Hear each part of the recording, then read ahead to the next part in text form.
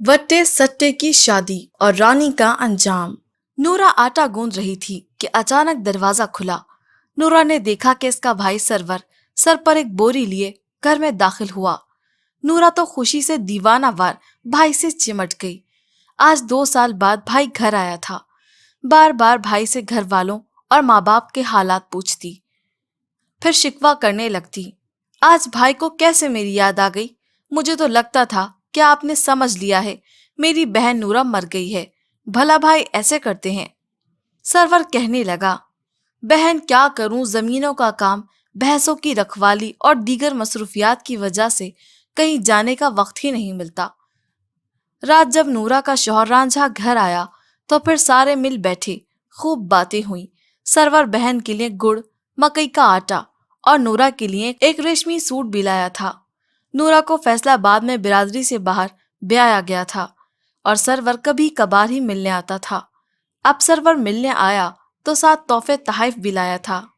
Server ने नूरा से कहा, अब तुम्हारा भतीजा आदिल शादी की उम्र को पहुंच गया है। मैं चाहता हूँ तुम्हारी बेटी रानी को अपनी बेटी बना लूं। नूरा कहने लगी, भाई इससे बढ़कर खुशी की क्या बात हो सकती है कि मेरी बेटी अपने मामू की बहू बने। लो बात पक्की हो गई। मेरी भी शदीद ख्वाहिश है कि तुम्हारी बेटी रशीदा को मैं अपनी बहू बना लूं। सरवर ये सुनकर खामोश हो गया। भाई को खामोश देखकर नूरा कहने लगी, भाई क्या बात है, चुप क्यों हो गए? मुझे तो तुम्हारी बेटी ब्याह कर लाने की बड़ी ख्वाहिश थी। जब रशीदा पैदा हुई थी मैंने तो इसी वक्त इरादा कर लिया था कि इसे अपने मलंगे के लिए तुझसे मांग लूंगी। सरवर कहने लगा, नूरा बात तुम्हारी ख्वाहिश की नहीं, तू भी जानती है कि मलंगा कोई काम तो करता नहीं और इसका मिजाज बहुत तल्ख है। और रशीदा भी छोटी है, स्कूल जाती है, अभी इसकी उम्र ही क्या है। इसका और मलंगे का जोड़ नहीं बनता। नूरा ये सुनकर रोने लगी। भाई देख, मैंने अपनी बेटी मोहब्बत में तुझे दे दी और तू अपनी बेटी देते हुए सोच रहा है कि मेरा बेटा आवारा है। देख, मलंगा तेरा खून है, तेरा भांजा है। जब इसकी शादी हो जाएगी तो वो सुधर जाएगा, काम भी शुरू कर देगा। अगर तूने रिश्ते से इनकार कर दिया तो मेरे ससुराल में मेरी क्या इज्जत रहेगी? तेरा बहनोई कहेगा, नूरा की इसके भाई के यहाँ इज्जत ही नहीं। भाई मुझे मालूम है कि ये तू नहीं बोल रहा। भाभी ने तुझे मेरे बेटे मलंगा के बारे में भड़काया है। वो तो शुरू ही से मुझसे नफरत करती थी और अब मेरे बेटे से भी नफरत करने लगी है। नूरा ने इसे जज्बाती बातें कहीं। सरवर मजबूर हो गया और कहा, अगर तेरी इतनी ही ख्वाहिश है तो ठीक है, मैं तुम्हें रिश्ता दे देता हूँ, मगर मेरी एक शर्त है कि मैं शादी 5 साल बाद करूंगा। इस दौरान रशीदा पढ़ भी लेगी और कुछ बड़ी भी हो जाएगी और घर बार संभालने के काबिल भी हो जाएगी। नूरा कहने लगी, भाई तेरी ये शर्त मुझे मंजूर है। और फिर अगले दिन सरवर ने मिठाई बांटी और यूं बात पक्की करके घर रवाना हुआ। जब घर जाकर इसने अपनी बीवी को बताया कि इसने बेटे आदिल की बात पक्की करने के साथ साथ रशीदा का रिश्ता भी अपने भांजे मलंगा से तय कर दिया है, तो इसकी बीवी सटपटा गई। कहने लगी, मुझे नूरा से कोई रंजिश नहीं, मगर तुझे पता है कि मलंगा कोई काम काज नहीं करता, इसकी शोहरत भी अच्छी नहीं और वो हमारी रशीदा से 15 साल बड़ा है। अपनी बच्ची का ख्याल करो, अभी भी वक्त है, सोच लो और ये रिश्ता खत्म कर दो, नहीं तो हमारी बच्ची सारी जिंदगी रोएगी। सरवर कहने लगा, बात तो तेरी ठीक है, मगर अब मैं जबान दे आया हूँ, इसलिए अब ये रिश्ता तो होकर रहेगा, जो होगा देखा जाएगा। 2-3 दिन इनके घर इस मौजू पर बहस तकरार होती रही, मगर सरवर एक ही बात पर डटा रहा कि अब मैं जबान दे आया हूँ, इसलिए मेरी जिंदगी में ये काम होकर रहेगा। 6 माह बाद सरवर और उसकी बीवी हाजरा नूरा के पास शादी की तारीख लेने गए। आखिर तय पाया कि 1 माह बाद शादी हो गई। इसी दौरान नूरा के शौहर सांवल ने कहा, मैं चाहता हूँ कि मलंगे की शादी भी साथ ही कर देते हैं। एक तो शादी का एक ही खर्चा होगा, दूसरा शादी के बाद मलंगा कुछ सुधर भी जाएगा। सरवर कहने लगा, रशीदा बेटी अभी छोटी है और अभी पढ़ रही है, इसे घर गृहस्थी का कुछ भी इल्म नहीं, इसलिए इसकी शादी 4-5 साल बाद करेंगे। इस पर नूरा कहने लगी, बात तो तेरी ठीक है भाई, मगर देख हम चाहते हैं कि मलंगा कोई काम काज करे, اس لیے اس کی شادی کر رہے ہیں تاکہ اس پر ذمہ داریوں کا بوجھ پڑے اور وہ کچھ سدھر جائے۔ اور رہی بات پڑھائی کی، تو ہم نے کون سا اپنی بہو کو نوکری پر لگوانا ہے؟ پڑھ کر کیا کرنا ہے؟ میں اس کو پیار سے رکھوں گی، اسے گھر کے کام کرنے کی کیا ضرورت ہے؟ میں ہوں نہ کام کرنے کے لیے۔ سرور کی بیوی ہاجرہ بولی، دیکھ نورا، رشتہ تو ہم نے دے دیا، مگر اب اتنی جلدی شادی کرنے کی ضد نہ کرو۔ ابھی رشیدہ کو کچھ پتا ہی نہیں کہ کھانا پکانا کیا ہے، گھر کے کام کاج کیا ہوتے ہیں۔ رشیدہ تمہاری ہی ہے، بس 2-4 سال کی بات ہے، کچھ بڑی ہو جائے تو بیاہ لانا، اسے کچھ عقل تو آ لینے دو۔ نورا کہنے لگی، بھائی، میں بیٹی کی ڈولی گھر سے نکالوں گی اور دوسری ڈولی گھر لاؤں گی۔ اگر تم نے ابھی شادی نہیں کرنی تو پھر ہمیں بھی اپنی بیٹی کی شادی کی جلدی نہیں۔ سرور اور ہاجرہ یہ سن کر ہکا بکا رہ گئے، انہیں نورا سے اس بات کی توقع نہیں تھی۔ وہ پیار سے نورا کو سمجھاتے رہے، مگر وہ ٹس سے مس نہ ہوئی۔ اس کی ایک ہی ضد تھی کہ وہ بیٹی کے ساتھ بیٹے کی شادی یا تو ابھی کرے گی، یا اگر انہوں نے بیٹی کی شادی ابھی نہ کی تو پھر وہ بھی اپنی بیٹی رانی کی شادی ابھی نہیں کرے گی۔ سرور نے سوچا، اگر آج شادی کی تاریخ طے نہ ہوئی تو پھر اختلافات بڑھ سکتے ہیں اور رشتے ٹوٹ بھی سکتے ہیں، اس لیے وہ بھی تاریخ طے کر کر جائیں گے، جو ہوگا دیکھا جائے گا۔ ہاجرہ پیٹتی رہی کہ پہلے تو رشتہ اپنی مرضی سے طے کر دیا، اب چھوٹی سی بچی کی شادی کر رہے ہو، اتنا ظلم نہ کرو۔ بچی جب بیاہی جاتی ہے تو پھر سسرال والے اسے بچی نہیں بہو ہی سمجھتے ہیں اور اسے گھر کی پوری ذمہ داریاں اٹھانا پڑتی ہیں۔ پھر ساس اپنی ہو یا بیگانی، ساس ساس ہی ہوتی ہے، اس لیے جلدی نہ کرو، پھر سوچ لو۔ مگر سرور اپنی بات پر ڈٹ گیا کہ دونوں بچوں کی شادیاں اگلے ماہ اکٹھی ہی ہوں گی۔ 1 ماہ بعد دونوں طرف سے شادی بڑی دھوم دھام سے ہوئی۔ ملنگے کے دوستوں نے شادی پر خوب ہلہ گلا کیا، فائرنگ اتنی کی کہ گاؤں والے سہم گئے۔ رات کو پینے پلانے کا دور بھی چلا۔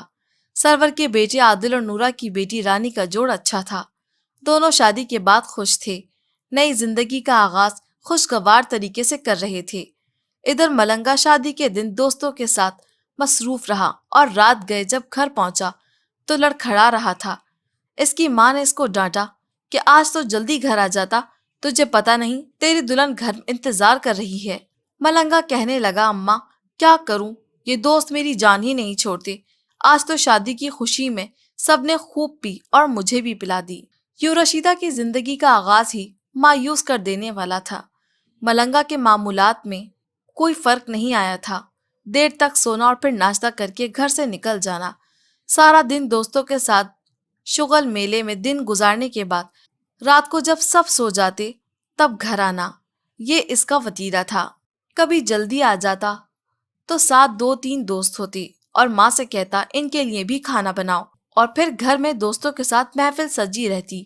رشیدہ بیچاری کو اس نئی زندگی کا تجربہ نہیں تھا۔ ایک دن ملنگے سے کہا، جلدی گھر آ جایا کرو، اکٹھے کھانا کھایا کریں گے۔ وہ کہنے لگا، کیا کروں، دوست میری جان نہیں چھوڑتے۔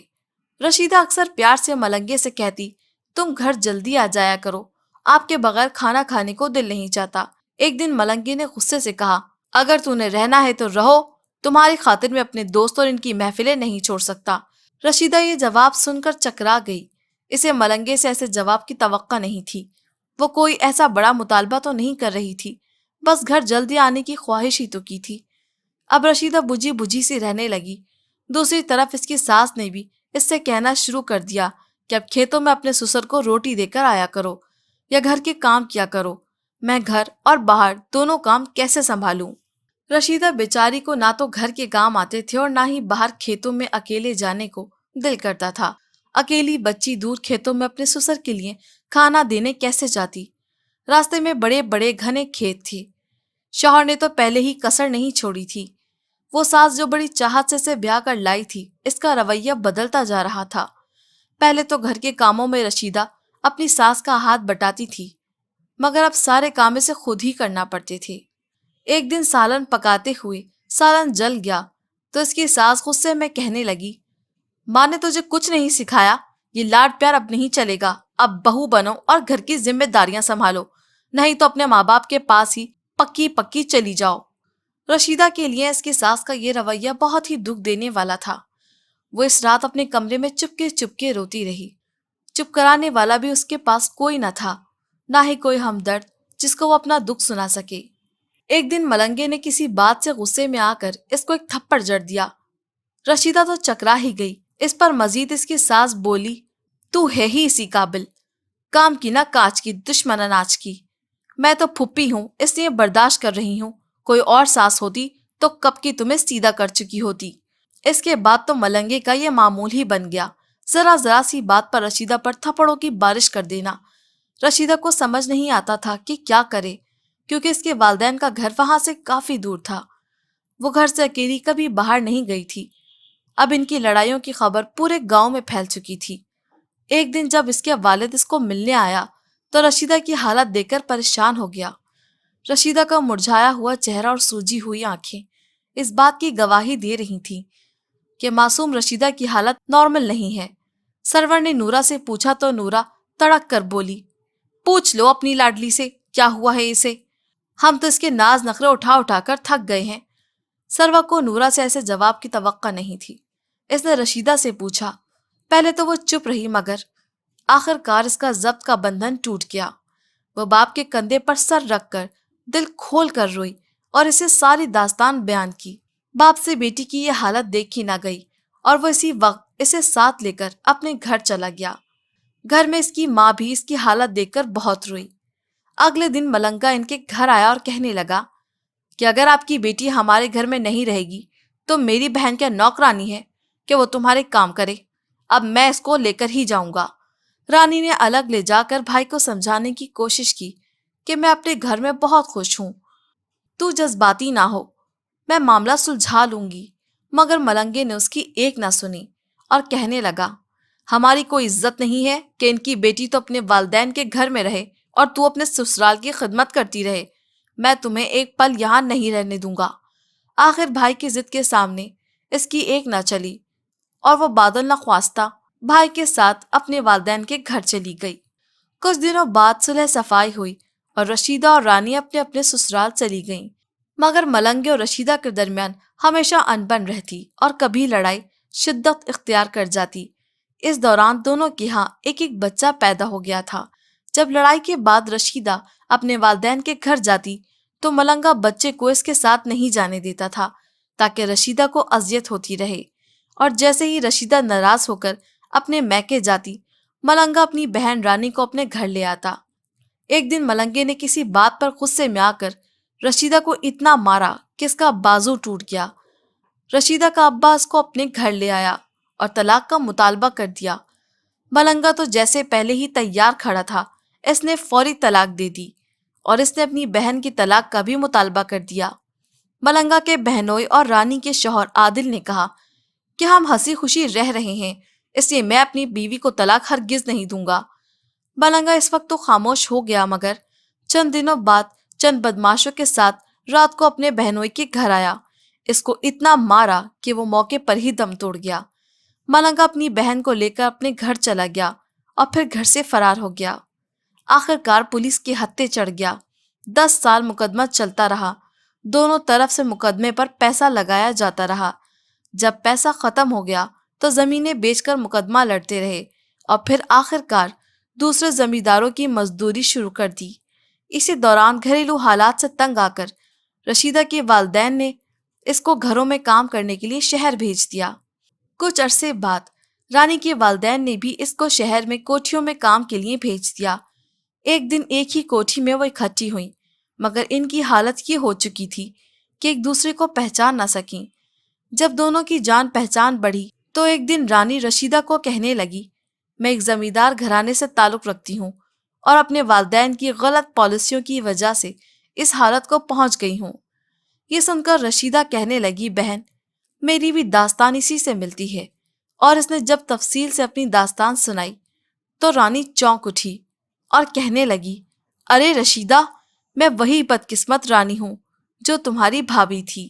یہ سن کر دونوں اپنے نصیبوں پر رونے لگیں، مگر پھر اس ڈر سے الگ ہو گئیں کہ اگر گھر والوں کو علم ہو گیا تو وہ ان کے لیے مسئلہ پیدا کر دیں گے۔ ناظرین، جو رشیدہ اور رانی پر گزری، اس کا ذمہ دار کون تھا؟ رشیدہ، رانی، ملنگا، یا ان کے والدین، یا پھر معاشرے کی رسمیں جنہوں نے 2 گھروں کو برباد کر دیا؟ اگر آپ کو ہماری آج کی ویڈیو پسند آئی ہو تو ہمارے چینل کو سبسکرائب کریں اور ویڈیو کو لائک اور شیئر ضرور کریں۔ ہم جلد حاضر ہوں گے ایک اور بہترین ویڈیو کے ساتھ۔ شکریہ۔